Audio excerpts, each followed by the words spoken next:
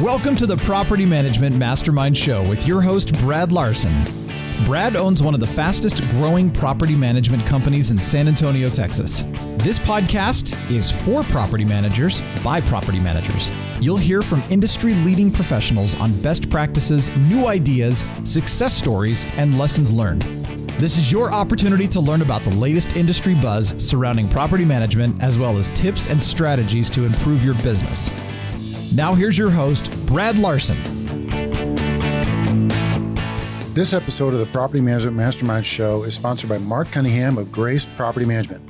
Now, Mark has created some amazing products for property management companies. We have implemented his systems and his business income streams into our business here, and I can personally recommend them. If you're in the property management business, I encourage you to visit their website, as you will definitely find a product that will improve your business. I know Mark personally, and just a small investment to pick up one of his golden nuggets could earn you a return many times over. To learn more, go to propertymanagementsystem.org.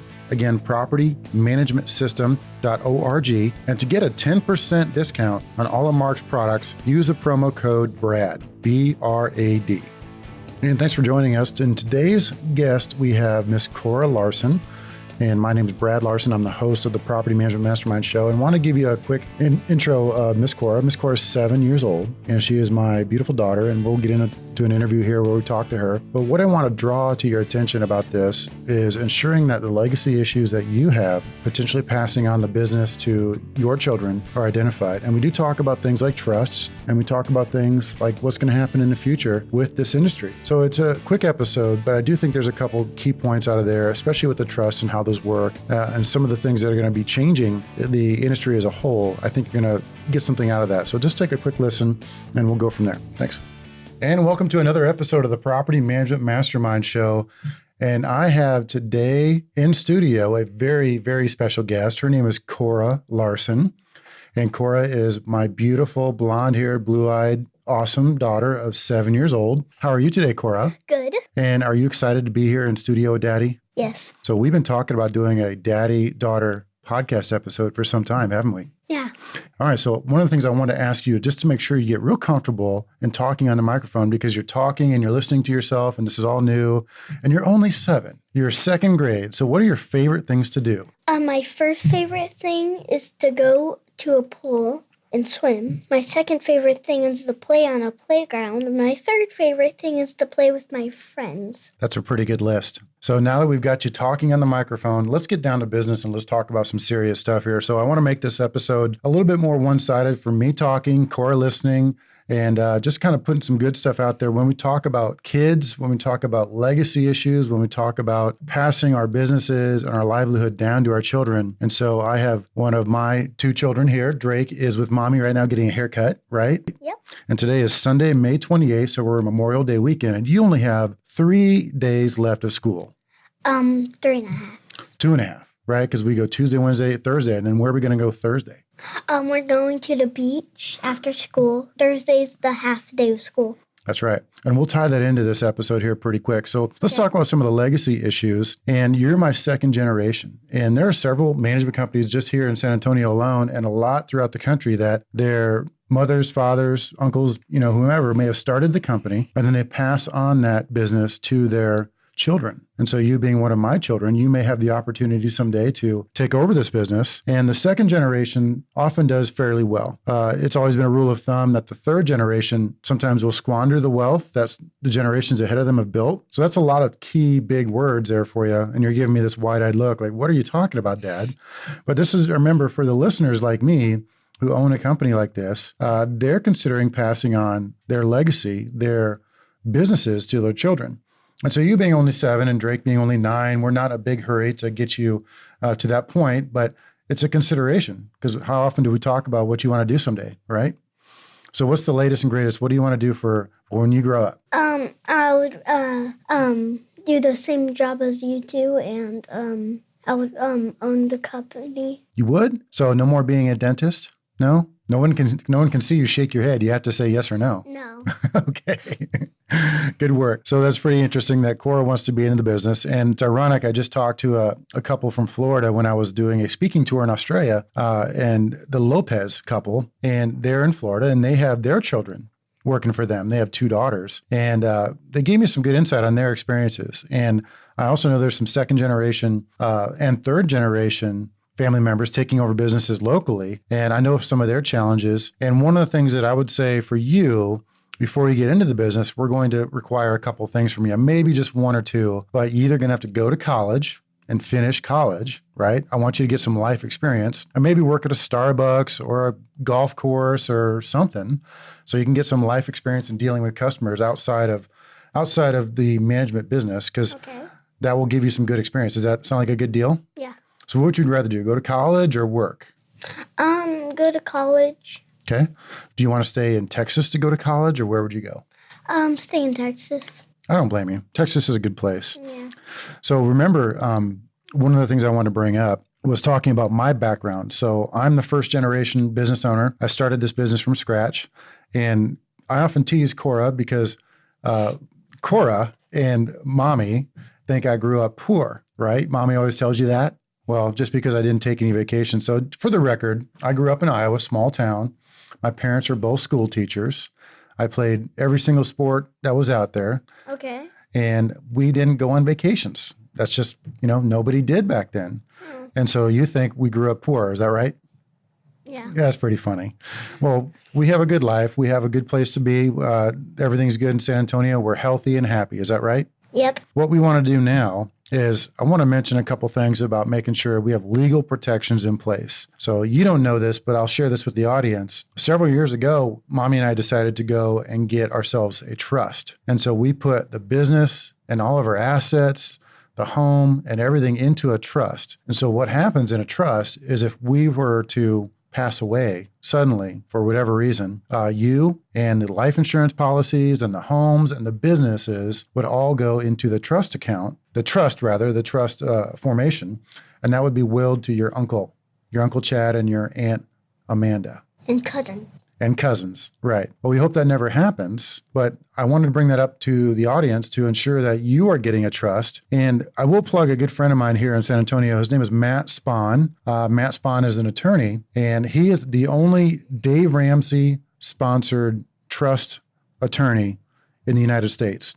So that's a big deal. Matt basically sets up trust for all kinds of large organizations. It's quite interesting as you hear him talk because we've had quite an oil boom here in South Texas for the last 5 years or so.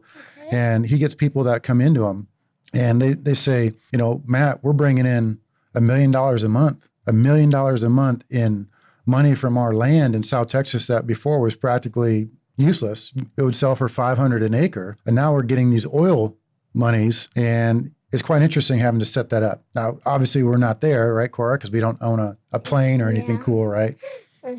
Would you like a plane someday? Maybe. Maybe. That's a good, interesting point. I'm not big into owning planes or anything like that, but I just thought I'd ask you the question. Because we do like to travel on airplanes, right? Yeah.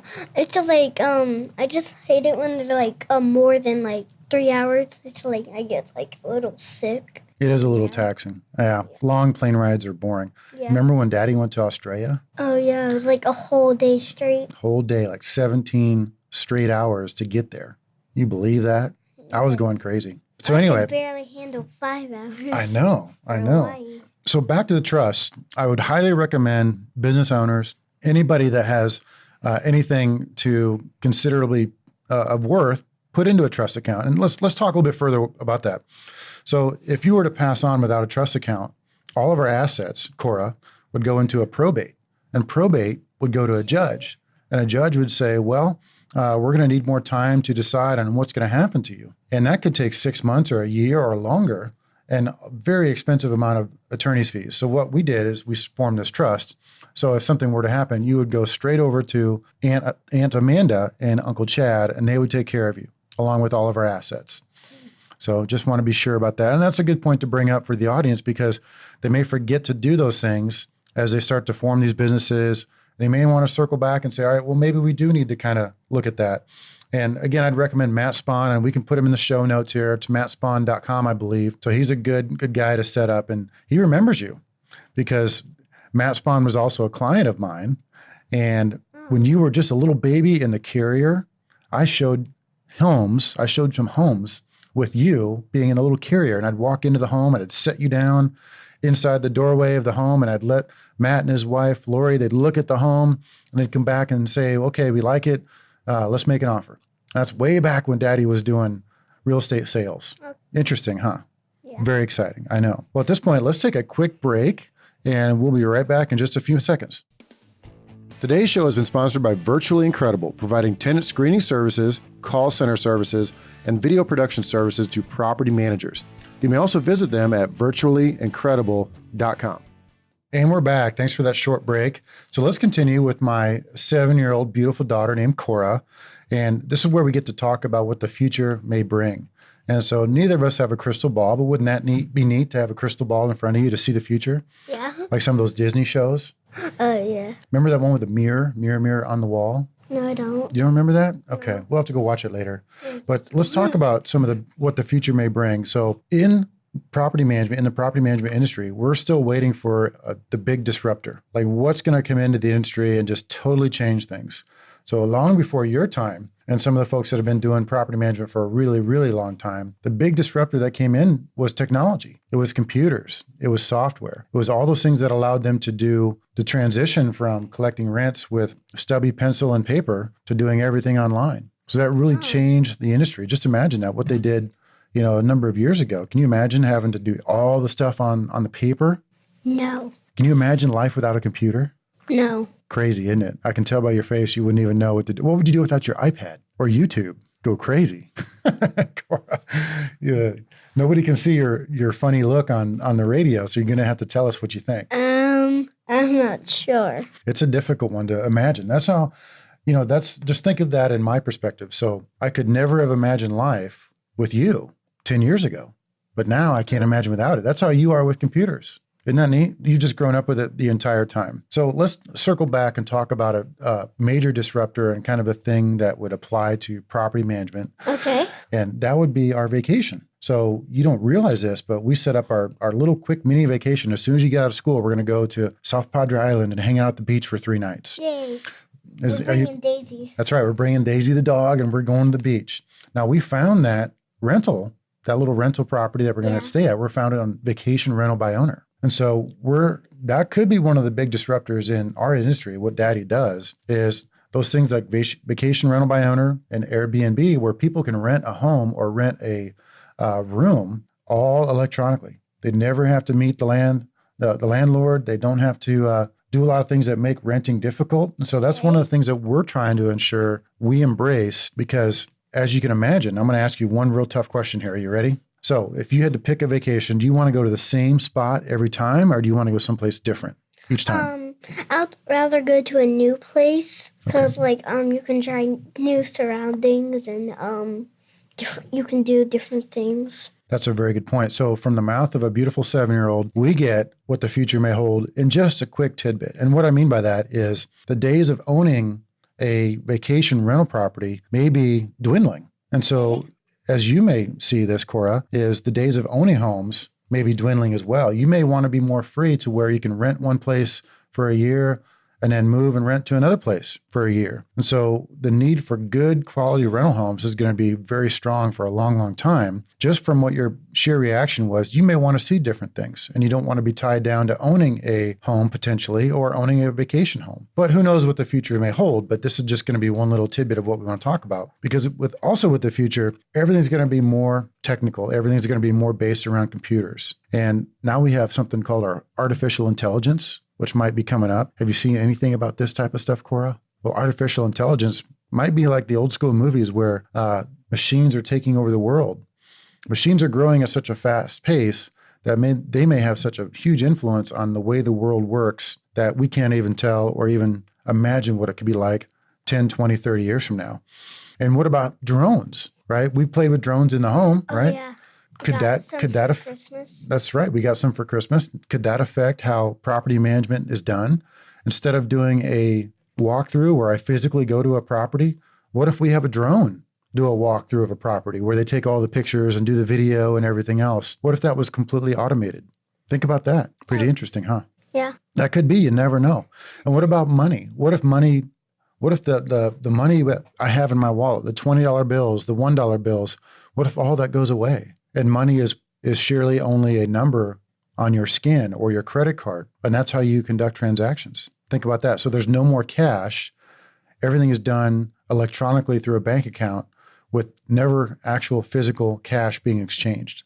What would you think about that? Kind of a different way to think of things, huh? Yeah. That could all be in the future. And I would have no money as a kid, because how do I get a credit card? That's a real good point. So that leaves out the younger generation, and also the older generation kind of leaves them out a little bit, but it could happen. So those are big disruptors in how we do things, to where it may totally change how rent is collected, how monies are distributed. We might be able to collect rent and distribute rent within a couple hours, right? I mean, just like, and we can do that now, but I'm talking rent is collected on the 1st, period, and then we send it out by close of business the 1st. It's that quick. Think of that. If money moved that quick in the future with everything that we're talking about, artificial intelligence, and then no more cash involved, no more physical dollar bills involved, the pace at how business moves could be completely different 10 years from now, 20 years from now. What do you think of that? I don't know. It's a lot to think about, isn't Yeah. it, for a 7-year-old? So what are you most excited about this summer? That's a lot. That's a deep response. You can do better than that. I think no school. No school. Got it. It gives you a good chance to get a break, and then we'll start back up in August like everybody else. Are you going to be in which grade? 3rd grade. Holy cow. That's exciting. And Drake should be in 4th, so yeah. Drake's going to be perfect with you in 3rd grade. He's got the birthday where it's right on the cutoff, like Daddy was. Remember, we talked about this? Daddy was one of the oldest 18-year-olds in his class when he graduated, just because my birthday is in September. Same with Drake. So, he's got that weird birthday where we kept him in your class. It works out because then Mommy just drops both of you off at school at the same time, doesn't she? So. Yep, it works out. Well, great. This has been an awesome episode. I'm so glad you could come on to do this podcast with me, Miss Corah. Okay. You're the greatest daughter ever. I love you. And do you want to say anything in closing to the audience? Bye. Bye. And you hope to be conducting this podcast soon someday? Yep. All right. Thanks everybody for joining. And this has been another episode of the Property Management Mastermind Show. Bye-bye. Bye. Today's show is sponsored by the National Property Management Network, providing insurance products and services to property managers such as tenant liability insurance. Visit them at nationalpropertymanagement.com. This has been a podcast episode by PropertyManagementProductions.com. Be sure to subscribe to our podcast, leave us feedback, and come back for our next episode.